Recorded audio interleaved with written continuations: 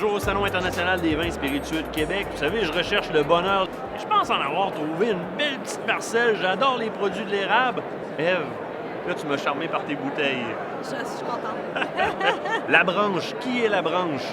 Oui, bien, la branche, en fait, ça part de la famille des groseilliers, qui sont à la base des maraîchers. Au fil du temps, c'est pas pour rien que ça s'appelle la branche. Il y a plusieurs branches qui se sont découvertes, finalement. On a de la suite dans les idées à venir jusqu'à Oui, là. effectivement. Donc, il y a eu tout le côté maraîcher. Il y a 50 à 60 ans, maintenant, une cabane à sucre. Et depuis 3 ans, tous les produits alcoolisés que tu vois aujourd'hui. Donc, pour mettre ça au clair, on produit des alcools à partir de notre produit national qui est l'érable. Mais Entre on autres, produit quoi comme produit? En fait, on a 3 produits qu'on va proposer à l'érable. 2 qui sont des demi-secs, un pétillant et un vin d'érable qui sont faits à base d'eau d'érable. Donc, la fermentation de l'eau d'érable, on va sentir l'érable en fin de bouche, mais ce n'est pas un produit qui est sucré, contrairement à ce qu'on peut J'allais le penser. demander parce que moi, j'ai le bec sucré énormément, mais pour certaines personnes, ça peut faire peur, un produit trop sucré, fait. mais ce n'est pas le cas pour tous les produits. Parmi Exact. les 3 produits que tu me présentes, si je ne me trompe pas, il y en a un qui est vraiment adressé au bec sucré. Exactement. C'est ce qu'on va appeler notre liquoreux d'érable. Sinon, le pétillant et le vin d'érable sont des demi-secs. Donc, effectivement, 2 produits sur 3 dans notre gamme ne sont pas très sucrés. Et le 3e, effectivement, est là pour les gens comme toi qui ont le bec sucré. Quand on fait des événements comme ça, on essaie toujours de voir un peu ce que les gens font autour. Des fois, quand on peut faire des beaux accords, on en profite pour essayer de faire goûter les gens. Surtout des produits comme ça à l'érable ou des produits en général du terroir. Les gens vont en acheter, ils vont le mettre dans leur cellier parce qu'ils trouvent ça bon.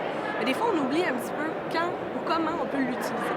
Donc, à ce moment-là, quand on fait des petits accords, ça donne des idées qui sont intéressantes pour ensuite arriver à la maison puis savoir quand ouvrir notre bouteille. C'est super bon.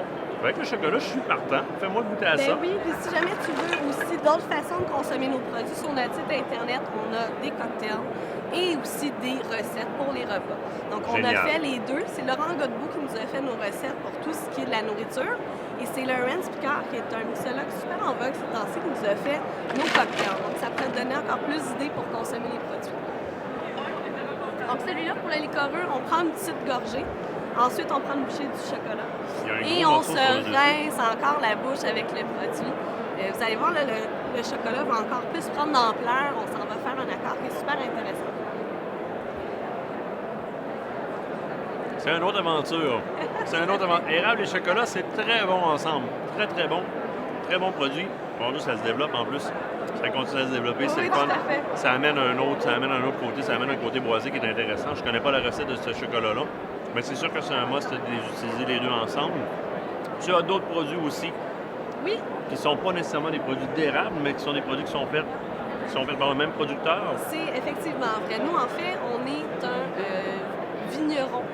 On est également un cidriculteur et également donc un érablière. Donc, pour les produits d'érable, on en a parlé un petit peu. Mais notre autre spécialité serait la pomme. On a un pétillant à la pomme, un cidre de glace, qui va être un des cidres de glace les moins sucrés sur le marché. On s'en va chercher vraiment un petit côté de pomme verte. Oui. Donc, on a une belle fraîcheur, une belle acidité qui est un peu différente des autres cidres de glace. Les cidres de glace, on en a beaucoup maintenant au Québec. On a une grande palette. Donc, nous, on s'est positionné sur un côté qui était beaucoup moins sucré. Donc, contrairement à plusieurs qui existent présentement. Et sinon, on a ce qu'on appelle un cidre de feu. Oui, ça, j'ai Très appris, spécial. j'ai appris tout à l'heure que c'était vous autres qui le faisiez, celui-là. C'est un produit que j'affectionne beaucoup. Je suis un amateur de viande de bois, je suis un chasseur. Et puis, justement, dernièrement, on l'a utilisé.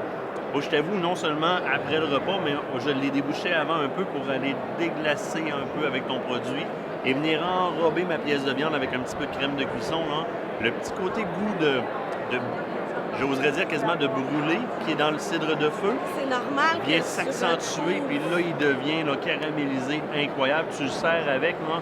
J'aurais jamais pensé servir un cidre avec une Avec pièce de ça. viande, mais on l'a fait et c'était incroyablement bon. Ben, la raison que tu retrouves le petit côté là, brûlé ou épicé, c'est parce qu'effectivement, au lieu d'un cidre de glace où on concentre les sucres par le foie, on va concentrer par la chaleur. Donc, on va vraiment faire comme si on faisait du sirop d'érable avec notre mou de pomme. On le met dans nos évaporateurs. On fait réduire notre produit.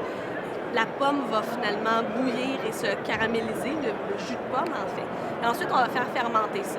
Donc, tous les arômes que tu as décrits juste avant, c'est tout à fait normal que tu les retrouves. C'est grâce au processus qu'on utilise pour faire un cidre de feu. Donc, on passe par la chaleur, contrairement à un cidre de glace, on passe par le froid. Exactement. Et produit très populaire. La meilleure preuve, c'est que tu n'as même pas été capable d'en avoir pour en apporter. Effectivement, tout est à la SAQ présentement. Donc, cidre de feu, très intéressant. La branche, évidemment, je vous invite aussi du côté du liquoreux à l'érable. La branche, c'est à essayer, c'est très bon. Un gros merci, Ève. Merci Et à moi, toi, Martin. je resterai pas loin, je vais revenir goûter au produit. Celui-là, je ne vais pas le vider, donc je vais le terminer. Merci beaucoup. Merci.